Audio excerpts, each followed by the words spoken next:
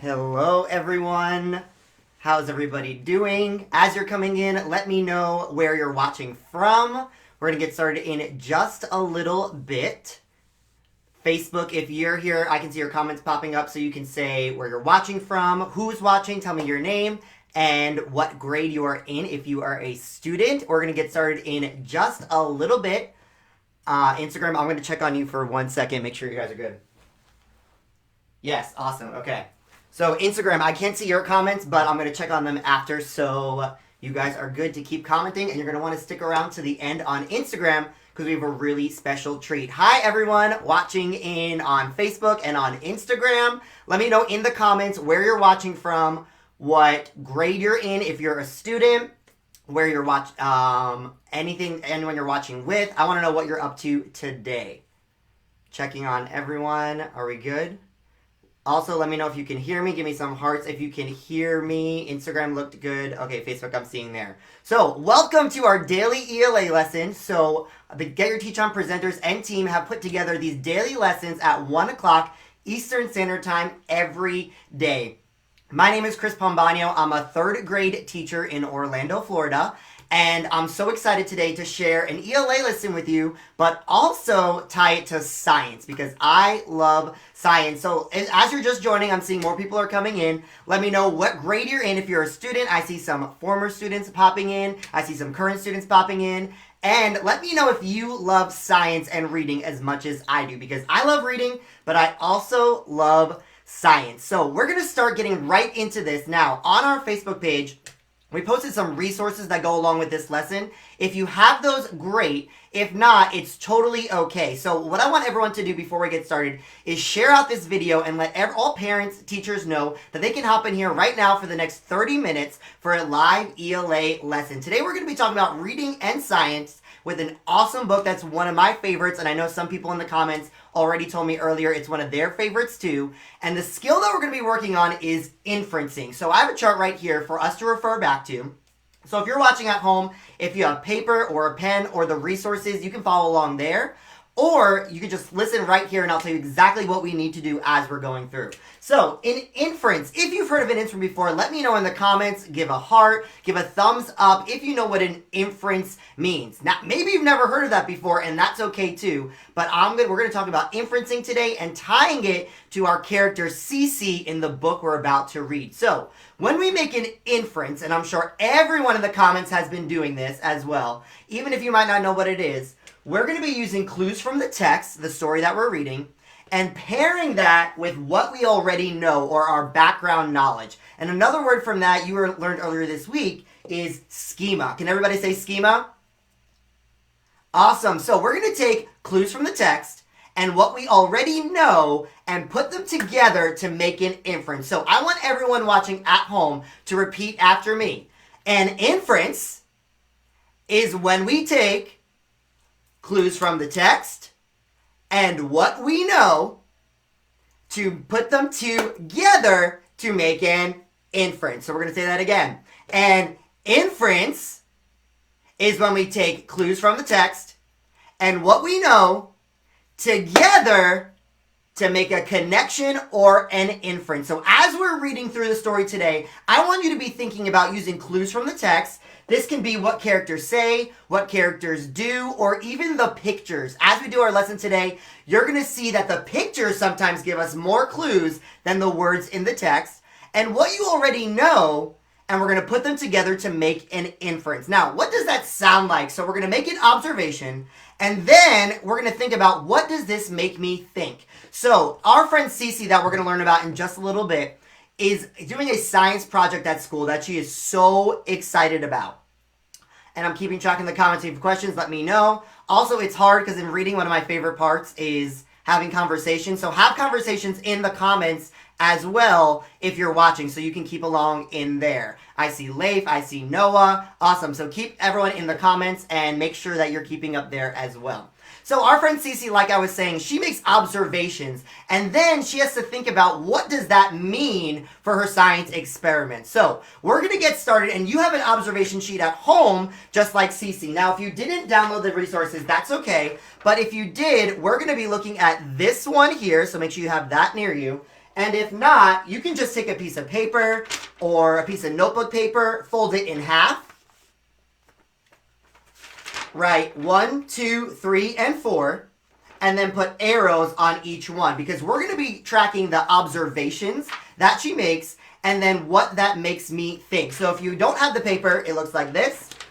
And I'm going to grab the one here. If you have one of the resources online or if you want to grab it after, it looks just like this. So I'm going to let you know when you should write or draw on this paper. So if you're in kindergarten or first grade, you might just draw a picture about what's happening and then draw a picture about what that makes you think. If you're in second, third, fourth, fifth grade, you're going to be writing an observation and then what that makes you think here. We're going to be making inferences along with Cece as she's collecting her data in her science experiment. Now, before we get started, this book is all about science, and Cece has the best teacher in this book. This is Cece, and she has the best science teacher ever. But her science teacher uses some words that maybe not every first grader, second grader, third grader would know. So, before we get started, we need to make sure that we have some background knowledge on some of the words we're going to use. So I'm going to flip this around really quick, and hopefully you can see it. We're going to be, there we go. We're going to be talking about the suffix ology. Everybody say ology. One more time, ology. Awesome. So the suffix ology, anytime you see that as a part of a word, whether with a prefix or a root word, means the study of. Ology means the study of. What does ology mean? The study of. So anytime you see the ology, it means the study of. So we have some words here, and if you're following along at home, you have a copy of Cece's actual notebook that she lent me that you can follow along too, for some words that are going to pop up throughout the story with that suffix ology. So anytime we see that, we're going to know that it means the study of, and we're going to figure out what the meaning of these words are as we read. So if you're ready to get started, go ahead and give some hearts or likes in the on Facebook, on Instagram, and we're going to get started. Learn about Cece and her science experiment. Are you ready? Awesome. I see Noah and Greta already. They love science. Awesome. All right, here we go. Brooks and Brody, I see her joining us. Here we go. This book is called Cece Loves Science. Cece loved to ask questions. Her mother said her first word was, why? Her father said it was, how? But her favorite question was, what if you're watching at home, do you like to ask a lot of questions? I bet you've been asking your parents a lot of questions over the past few weeks being at home. What kind of questions are you wondering about right now? Let us know in the comments. You would make a great scientist, Cece, said her teacher, Miss Curie, because science is all about asking questions. Do fish ever get thirsty? Cece wanted to know. They do, said Miss Curie. Do hummingbirds really hum? The sound comes from their wings, said Miss Curie. What if we all jumped at the same time? Would the earth move? Good question, said Miss Curie. I think we should investigate. What does that word mean, investigate? Think about the word investigation, or when you investigate something. I want you to think about in the comments or turn and talk to someone next to you. What does the word investigate mean? Her teacher said, I don't know. We have to investigate. What does investigate mean? That's right. Investigate means we have to look at something closely and find evidence and clues in order to know what that is. So we're going to have to investigate today throughout the rest of this story. Miss Curie told Cece and her friends about famous scientists from history, such as Caroline Herschel, Thomas Edison, George Washington Carver, and Jane Goodall.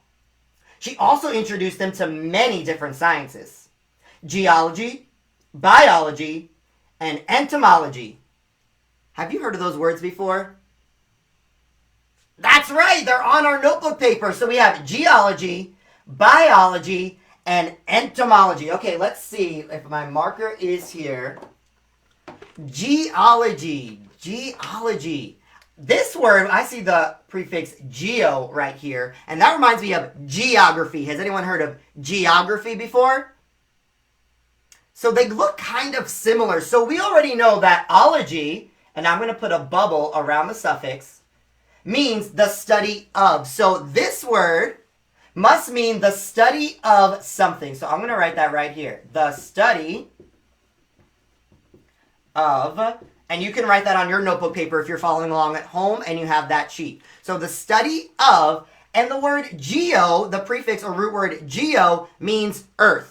So if we put that together, earth plus the study of, what is the meaning of geology? The study of earth. You got it. So we're going to write the study of earth. Excellent. The next word is biology. Now, when you get to high school, you're going to have a class called biology. You might have already heard some biology terms in your class now. So we already know that ology means the study of. So I already know half of the word. The word bio means life. The word bio means life. So biology is the study of not just life, but of living things. So when we study biology, we're studying living things. Now I'm seeing people in the comments that are just joining. That's okay. You can stay tuned to the rest of the story and you can follow along there, or this replay is going to be available after where you can catch the whole thing. So I'm seeing some people in the comments say that. So the study of living things is biology because bio means life. So things that are alive or living or breathing is the study of living things. Now the next one, this is a huge word. Entomology. Now I didn't know what entom meant when I first read this book, but I did know that ology was what? What does ology mean? The suffix ology means the study of. So I knew it had to be the study of something, but I wasn't sure what entom means. And entom, as a prefix, actually means insect. So if I put that together with ology, entom plus ology is the study of insects. Excellent. Now, we haven't gotten to this word yet, but when we do, I want you to see if you can figure out what it means, okay? Here we go. One day, Miss Curie told everyone to pair up. For our next project, I'd like you to pick a science you're curious about and come up with a question to investigate, she said. Cece and her best friend Isaac were a team. They both love zoology. There's that word. They love zoology. What word do you see in zoology that you recognize? What word do you see that everyone recognizes in zoology? That's right, the word zoo. So we know that this must be the study of something that has to do with the zoo. So there's zoologists that work at the zoo, and they're studying different types of, what do you find at the zoo? Animals, that's right. So the study of animals. So they might be studying lions or tigers or elephants or whatever it might be. Zoology is the study of animals. So Cece and Isaac, they love studying animals. All right, I'm going to put my cap on my marker. And remember, we're moving on to our observation soon, so we're going to have to start making inferences once they start their project. Cece and her best friend Isaac were a team. They loved zoology. Now they just needed to think of an interesting question for their project. First, they brainstormed a bunch of ideas like good scientists do. Science is all about possibilities. Is a bear ticklish? Cece asked. Do we really want to find that out? Said Isaac. Do pigs know when they're smelly? Cece asked. Only a pig could answer that one, said Isaac. Keep thinking, said Miss Curie. A scientist thinks outside of the box and never, ever gives up. That night at dinner, Cece was explaining the project to her parents when her dog, Einstein, jumped up and started eating the food right off her plate. Einstein, down, said Cece. Cece giggled. Her plate was licked clean except for the broccoli. Look what Einstein did, she said. I guess neither of you likes your veggies, her dad said, laughing. This observation gave Cece a great idea. Einstein could be their science project. Cece called Isaac. I've got it. Let's find out if dogs eat vegetables. Cool, said Isaac. Cece couldn't wait to get started. Now we're in her lab, her treehouse lab. I'm going to zoom in on the picture there so you can see her really cool lab. And this is her observation sheet. So you're going to start using your observation sheet in just a minute. So get that handy or your piece of paper to take notes. The next day after school, Cece and Isaac headed straight to Cece's lab to work on their project. What do we do first? Asked Isaac. Let's observe our subject. What does it mean to observe? That's right, to look at something really closely. So everybody say, observe. And they're going to look at something really, really closely. Let's observe our subject. Observation. Doggy treats guarantee 100% participation, said Cece. Excellent data, said Isaac. Isaac and Cece watched Einstein eat. They watched Einstein drink. They even watched Einstein sleep. Sometimes science was all about waiting. And I'm sure in science sometimes you've had to wait too. And waiting for something really cool to happen. From our observations, we know that Einstein loves to eat kibble and doggy treats, said Cece. Now we need to investigate our question, said Isaac. Do dogs eat vegetables? That's their question. Do you think dogs eat vegetables? Let me know in the comments. Do dogs eat vegetables? That's what they're going to be investigating. I already know Einstein doesn't like broccoli, said Cece. I don't either. Let's test some different veggies, said Isaac. It's experiment time. Everybody shout out. It's experiment time. One more time. It's experiment time. There we go. Now, this is where you're going to make your observation. So, take out your observation sheet or your piece of paper, and you're going to write your observation and what it makes you think for each observation that Cece makes. All right, here we go. Cece and Isaac tried carrots, beets, and cucumbers for Einstein. Einstein turned up his nose at each one. And I'm going to show you the pictures because sometimes the pictures give us clues as well. So if he turned up his nose, what does that mean? He turned up his nose. So put that as your observation. Einstein turned up his nose. And then I need you to make an inference. So in the next column, what does that make you think? What does that make you think about Einstein in vegetables? And go ahead and write that. Einstein turned up his nose. What does that make you think about Einstein? Right, that makes me think that he does not like those vegetables. He turned his nose. He said, ew, that is gross. So go ahead and write that on your first observation. The next one. What if we disguise the vegetables with bacon and ketchup? Isaac asked. This time, Einstein was interested. He ate the bacon and licked the ketchup off the vegetables. That means he just likes bacon and ketchup, said Cece. So what does that say about Einstein? There's the picture right there. He ate all the bacon and he licked all of the ketchup off of the vegetables. So what does that make you think about Einstein and how he feels about vegetables? I'll leave that up to you on your observation sheets. What if we just mix up vegetables with his kibble? Asked Isaac. I bet he won't even know the difference, said Cece.